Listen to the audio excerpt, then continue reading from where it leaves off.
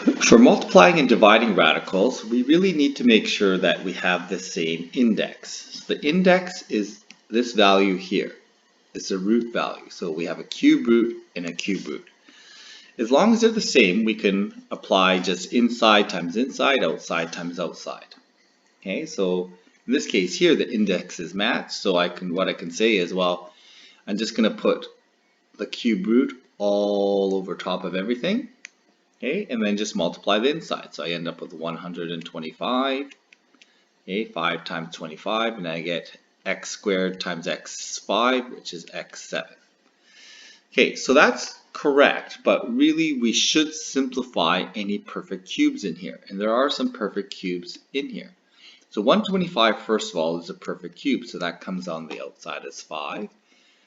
Any multiple of 3 of powers is going to be a cube root as well. So we can take out, and maybe I should write this out, or maybe I'll show an extra step here. So I have x cubed times x cubed times x for power 7. Well, that means that that's a perfect cube. That's a perfect cube. Those come outside. So I get 5x squared on the outside, and I'm left with the cube root of 1x left on the inside. So any multiples of 6 can come out, sorry, any multiples of 3 can come outside, and we have 1 left over. Here we just have to make sure the indexes are the same again, square root, so that's perfectly fine. We FOIL this out, we're going to end up with 2x, and then first outside of a minus 6 root 2x, so inside and inside, outside and outside. Here we're going to end up with plus 2x square root 10x minus, the last terms are going to be 2 times 3 on the outside. On the inside it's 2 times 10 x times x. Okay, if there's any like terms, any perfect square terms that we should take out, any like terms we can combine together. Okay, so here we have 2x minus 6 root 2. Nothing simplifies there. Here, yeah, nothing simplifies out of that square root there. So we're left with root 10x. Here we're going to take out a perfect square of 4 and a perfect square of 8x, sorry. So we're going to take out the perfect square of 4, becomes 2 on the outside, so 2 times 6. And then we have the factor of x, and we're left with just square root 5 on the inside. And again, looking around here, there's no like terms. Okay, so I'm just going to leave my answer like that. So it is important to note that exponent rules and radicals are in fact exponents. And if we want to use radicals as exponents, we can. However, remember that exponent rules only work when the base is the same. So here, when we put this into exponent forms, that power 1/3 is on different bases. So unless we can make the bases the same, it's much easier to deal with them using radical rules. But we can look at them as exponents, but you have to make sure we're doing this properly and use the same base if we're going to use any exponent rules.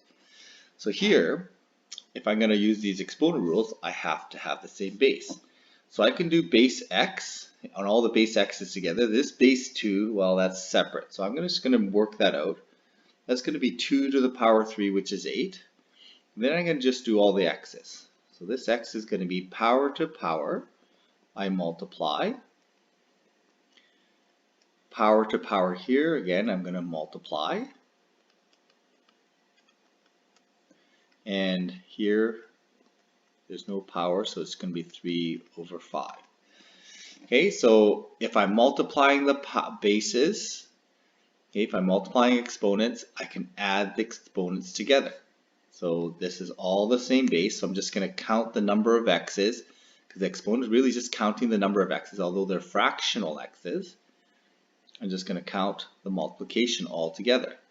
So I end up with x to the 5/3, so 3/5, 4/5, and 3/5 is 10/5, which simplifies to just 2. So this simplifies to 8x squared. Okay, so here we've got radicals, but radicals we said were exponent rules. As long as they're on the same base, we can use exponent rules. So why don't we convert these all to exponents? So we have a to the power 3 square root all to the power 4. Here we have a to the power, well, this 15 is groups of 5, so this should end up being a whole number. In fact, we can show that by just using the root 5 as a 1 over 5 power. And when we do that, well, this is square root is in groups of 4. Well, we know groups of 2 will get rid of square roots. Okay, so we're going to end up with this. We're going to end up with 12 over 2, which is a to the power 6. 15 over 5, well, that's going to be a cubed. Okay, and then if I have a to the power 4, I'm going to divide by a to the power 4 here. So 9 minus 4 gives me a to the power 5 as my final answer. Okay, so these are the simplified forms of these expressions. And these simplify to nice looking expressions there. Okay, so we have to be a little bit careful here. And typically it's easier to work inside out. So I'm going to just not worry about that outside fourth root for now. Just going to keep track of that fourth root out here like that. Okay, so inside here I'm going to end up with 5 cubed is 125. Power 2/3 in groups of 3 is going to give me power 2.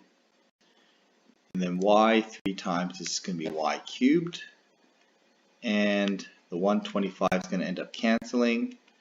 And I have a y 15 down here. Okay.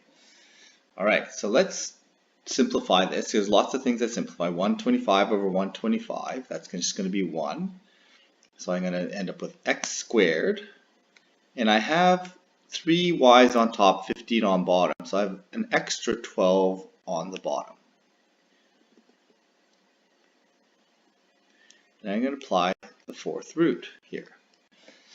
Well, the fourth root of a square really is just a square root because this becomes power to power I can times. So I end up with 2/4, which simplifies to square root, or 1/2. Power 1/2. If I want fourth root, I want groups of 4. Well, for 12, there are 3 groups of 4. So this becomes y cubed. Okay, so those are my 3 groups of 4. And that's it. And I can simplify this to, I can leave it as power 1/2, or I can convert it to a radical as well.